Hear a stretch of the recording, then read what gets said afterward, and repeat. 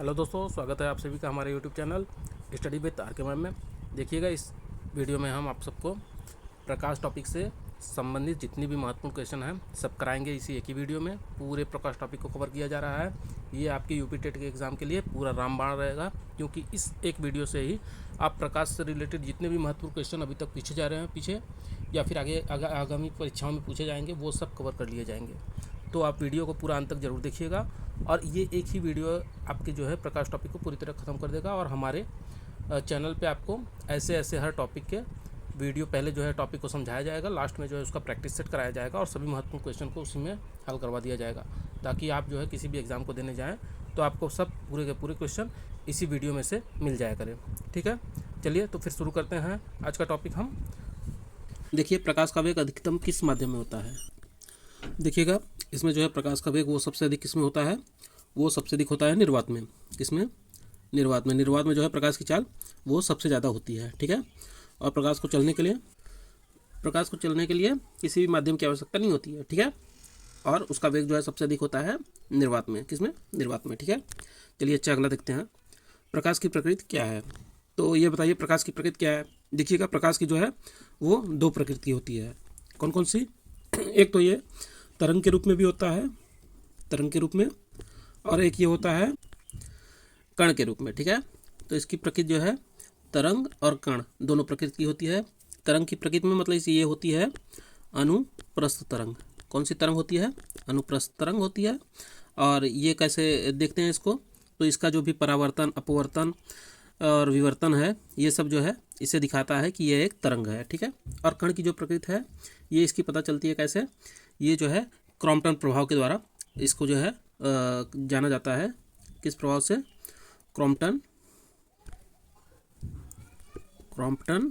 प्रभाव। ठीक है, क्रॉम्पटन प्रभाव द्वारा इसे कण प्रकृति के रूप में प्रदर्शित किया गया है। ठीक है, चलिए अच्छा इसके आगे देखते हैं। और इसके आगे, प्रकाश का परावर्तन किस नियम का पालन करता है।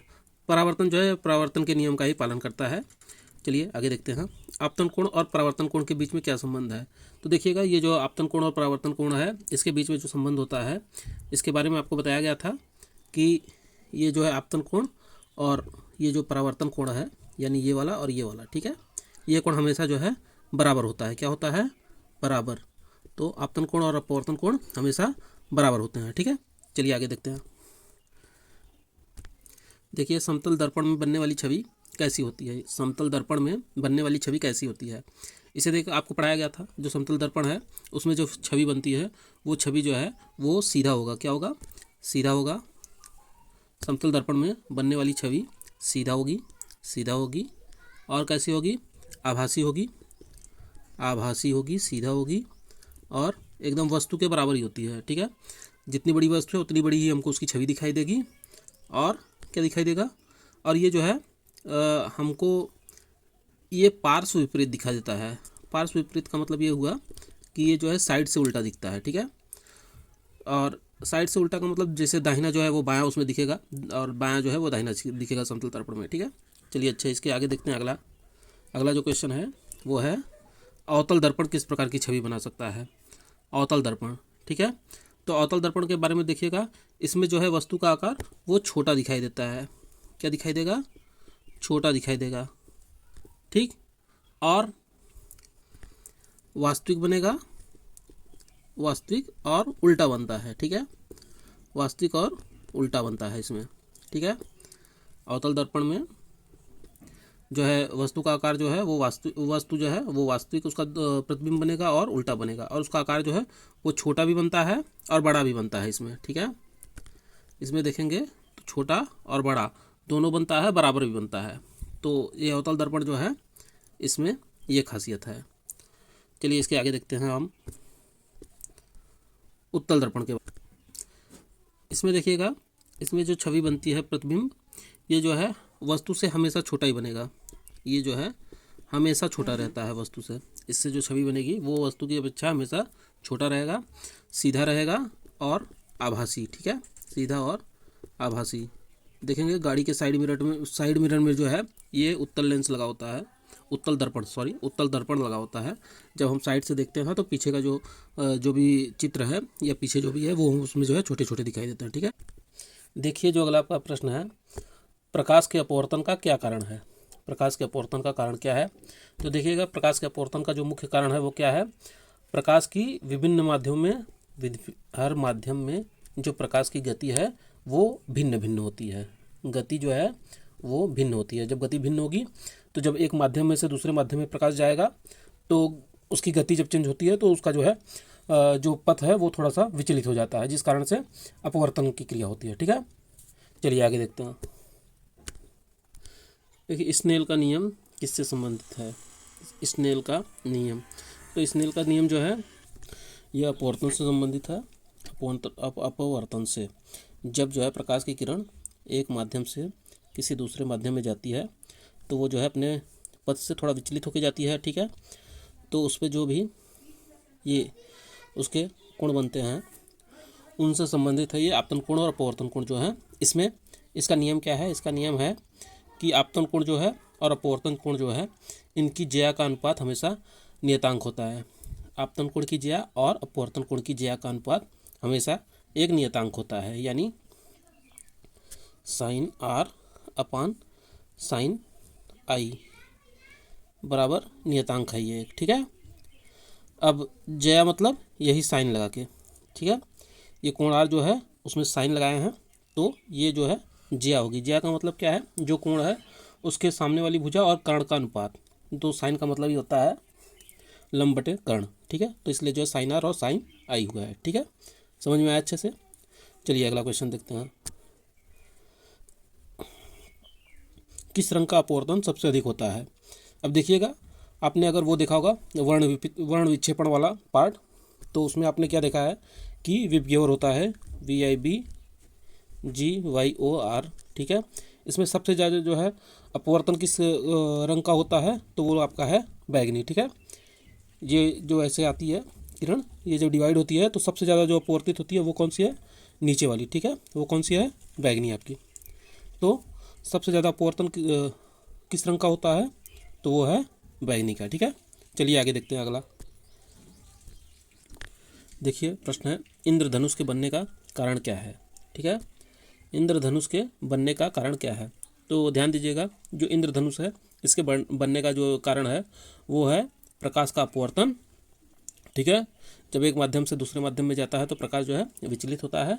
और दूसरा क्या कारण है, और है वर्ण विक्षेपण। ठीक है, वर्ण विक्षेपण वाला आपने पढ़ा है। प्रकाश जो है 7 रंगों में विभाजित हो जाता है। तो इंद्रधनुष बनने का कारण क्या है, अपवर्तन और वर्ण विक्षेपण। ठीक है, चलिए अगला प्रश्न देखते हैं। अब प्रिज्म द्वारा प्रकाश का विभाजन क्या कहलाता है। तो प्रिज्म द्वारा जो प्रकाश का विभाजन होता है उसे हम कहते हैं वर्ण विक्षेपण। क्या कहते हैं उसे, वर्ण विक्षेपण। चलिए ठीक है, अगला क्वेश्चन देखते हैं। अब देखिए अगला जो प्रश्न है ये दिया गया है, दर्पण सूत्र क्या है। क्या दिया गया है, दर्पण सूत्र क्या है। तो ध्यान दीजिएगा ये जो दर्पण सूत्र होता है वो होता है 1/f बराबर 1/v प्लस 1/u। ठीक है, इसमें जो यफ है, यफ क्या होता है, यफ होता है दर्पण के ध्रुव से फोकस तक की दूरी। ठीक है, यफ बराबर दर्पण के ध्रुव से फोकस तक की दूरी होती है। और वी जो होता है इसका मतलब होता है दर्पण के ध्रुव से जो प्रतिबिंब बन रहा है उसकी बीच की दूरी। और यू जो है ये दर्पण के ध्रुव से वस्तु जो है उसके बीच की दूरी को बताता है। ठीक है, यू वस्तु के बीच की दूरी, वी जो है ये प्रतिबिंब की दूरी बताता है, और एफ जो है ये फोकस दूरी बताता है। कहाँ से, ये बताता है आपके दर्पण के ध्रुव से। ठीक है, ठीक है, अगला प्रश्न देखते हैं। प्रश्न है वो है उत्तल लेंस किस प्रकार का लेंस होता है। तो ध्यान दीजिएगा जो उत्तल लेंस होता है वो जो है किनारे पे पतला और बीच में मोटा होता है। किनारे पे पतला और बीच में जो है ये मोटा होता है। ठीक है, और उत्तल लेंस पे जो है जो भी प्रकाश की किरणें पड़ती हैं ये उसे सिकोड़ देता है। क्या करता है, सिकोड़ देता है। इस कारण से इसको क्या बोलते हैं, इस कारण से इसे बोलते हैं अभिसारी लेंस। क्या बोलते हैं, अभिसारी लेंस। ठीक है, क्योंकि ये किरणों को सिकोड़ देता है। ठीक है, और देखिएगा अगला जो प्रश्न है, अगला प्रश्न आपका वो है अवतल लेंस किस प्रकार का होता है। तो ध्यान दीजिएगा जो अवतल लेंस है वो कुछ इस तरह से होता है।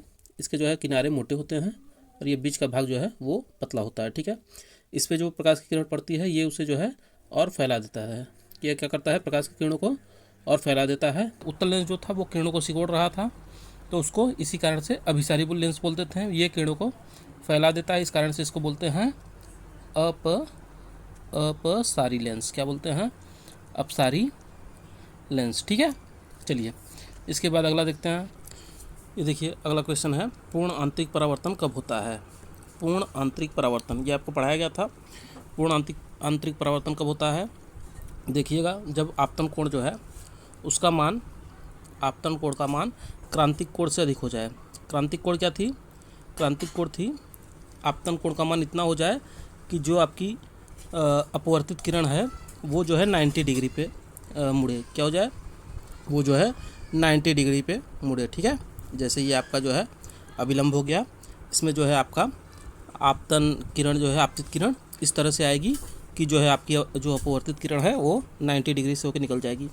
अगर ये, इसे बोलते हैं क्रांतिक कोण। अगर क्रांतिक कोण का मान और अधिक कर दें तो ये जो किरण इस पे आ रही है आपतित किरण, ये जो है अपवर्तित होने के बजाय पूरी तरह से परावर्तित हो जाती है। ठीक है, उसी माध्यम में लौट जाती है और इसी को बोला जाता है पूर्ण आंतरिक परावर्तन। क्या बोला जाता है? पूर्ण आंतरिक परावर्तन।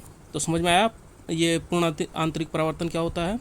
ठीक है, इसका उदाहरण भी आपको बताया गया था, जो है मृग मरीचिका जो दिखाई पड़ती है वो, और क्या, और आपको जो ये हीरे के अंदर जो हीरा चमकता है प्रकाश की तरफ करने से, उसमें भी पूर्ण आंतरिक परावर्तन होता है, और ऑप्टिकल फाइबर में भी इसी का यूज किया जाता है। ठीक है, चलिए अगला प्रश्न देखते हैं। ये अगला प्रश्न देखिए, ऑप्टिकल फाइबर किस सिद्धांत पर काम करता है? तो ये हमने आपको बताया, जो पूर्ण आंतरिक परावर्तन है उसी सिद्धांत पर यह ऑप्टिकल फाइबर भी काम करता है, जिसमें जो है पूर्ण आंतरिक परावर्तन द्वारा छोटे छोटे प्रकाश किरणों के द्वारा जो है डाटा को एक स्थान से दूसरे स्थान तक भेजा जाता है। ठीक है, चलिए अच्छा, इसके आगे देखते हैं अगला क्वेश्चन। अगला प्रश्न, किस दर्पण का उपयोग गाड़ियों में किया जाता है? तो ये आपको बताया था कि उत्तल दर्पण जो है, उत्तल दर्पण, इसका उपयोग जो है गाड़ियों के साइड मिरर में होता है, ताकि हम पीछे की वस्तुओं को देख सके। इसमें जो है वस्तु छोटे छोटे दिखाई देते हैं और काफ़ी ज़्यादा एरिया कवर होता है, जिससे हम पीछे जो है काफ़ी ज़्यादा एरिया तक देख सकते हैं। ठीक है, लेकिन ये जो वास्तविक दूरी है उससे अधिक दूर दिखाई पड़ता है इसमें। ठीक है, चलिए अगला प्रश्न देखते हैं। लेंस की क्षमता डायोप्टर में मापी जाती है, इसमें डायोप्टर में। ठीक है, लेंस की जो क्षमता होती है इसे हम डायोप्टर में मापते हैं। ठीक है, चलिए अगला क्वेश्चन देखते हैं। फिर अगला जो आपका प्रश्न है, देखिएगा, निकट दृष्टि दोष में कौन सा लेंस प्रयोग होता है? चलिए इसको देखते हैं। इसमें हमने आपको बताया था निकट दृष्टि दोष के बारे में। जो निकट दृष्टि दोष है, इस दोष में क्या होता है? इस दोष में दूर की वस्तुएं स्पष्ट नहीं दिखाई देती हैं। क्यों? क्योंकि दूर से जो भी प्रकाश की किरणें आ रही हैं वो जो है हमारी आँख से होते हुए जो है रेटिना के पहले ही फोकस हो जाती हैं। क्यों? क्योंकि ये जो है प्रकाश की किरणें रेटिना के पहले फोकस हो जाती है, जिस कारण से हमें वस्तु स्पष्ट नहीं दिखाई देती। तो इसके निवारण के लिए हम करते क्या हैं? हम करते हैं कि हम अवतल लेंस का उपयोग करते हैं। क्यों? क्योंकि अवतल लेंस पे जो है जो प्रकाश की किरणें पड़ती हैं उसे अवतल लेंस थोड़ा सा प्रसारित कर देता है। ठीक है, अब प्रसार के बाद जब ये किरणें हमारी आँख से होकर गुजरती हैं तो ये आके और दूर यानी कि रेटिना पे फोकस होती हैं। ठीक है, अब ये पहले जो है सीधा ये रेटिना से पहले फोकस हो जा रही थी, बीच में जो है हमने अवतल लेंस लगाया, जिस कारण से ये जो किरण है ये थोड़ा सा प्रसारित हो गई और ये पीछे फोकस होने लगी। ठीक है, समझ में आई बात? चलिए ठीक है, अगला देखते हैं प्रश्न। अगला प्रश्न है, दूरदृष्टि दोष में कौन सा लेंस प्रयोग होता है? अब दूरदृष्टि दोष में क्या होती है? दूरदृष्टि दोष में हमें पास की वस्तु नहीं दिखाई देती। क्यों? क्योंकि जो पास की वस्तु होती है इसका प्रतिबिंब जो है वो रेटिना के पीछे बनने लगता है। क्या होता है? रेटिना के पीछे बनता है। रेटिना यहाँ पे है तो फोकस जो है पीछे हो रहा है, इसलिए स्पष्ट नहीं दिखाई देती। इसके निवारण के लिए हम क्या करेंगे? इसके निवारण के लिए हम करते हैं, हम बीच में जो है उत्तल लेंस का प्रयोग करते हैं। और उत्तल लेंस का काम आपको पता है, उत्तल लेंस किरणों को सिकोड़ देता है, तो वो जो है इसे और सिकोड़ते हुए रेटिना पे फोकस कर देता है, जिसके कारण हमें वस्तु सही दिखाई देने लगती है। ठीक है, तो दूरदृष्टि दोष के निवारण के लिए उत्तल लेंस और निकट दृष्टि दोष के निवारण के लिए अवतल लेंस का उपयोग किया जाता है। ठीक है, चलिए अब लगभग हमने प्रकाश के चैप्टर को पूरी तरह से कंप्लीट कर लिया है। आपने जो है वन लाइनर के थ्रू भी पूरा अपना चैप्टर कंप्लीट कर लिया होगा। जिसने अगर पीछे जो है ये क्लास नहीं देखी है वो देख लेगा, और हमारे चैनल को सब्सक्राइब जरूर कर लीजिए, क्योंकि हम चैनल पे जो है आपके यूपी टेट की पूरी तैयारी करवा रहे हैं। हम पहले आपको टॉपिक वाइज आपकी टॉपिक कंप्लीट कराएंगे। उसके बाद हर टॉपिक का अलग से जो है एक वन लाइनर के रूप में मॉक टेस्ट कराएंगे, ठीक है। और आपके अति महत्वपूर्ण क्वेश्चन जो एग्जाम में पूछे जाते हैं और पूछे जाएंगे वो आपके वन लाइनर में भी कवर हो जाएंगे, ठीक है। तो चैनल को सब्सक्राइब जरूर कर लीजिएगा और ये आपके लिए फ्री ऑफ कॉस्ट रहेगा पूरी तरह से आपके यूपीटेट की तैयारी के लिए, ठीक है। चलिए अच्छा, फिर मिलते हैं अगले वीडियो के साथ, तब तक के लिए धन्यवाद।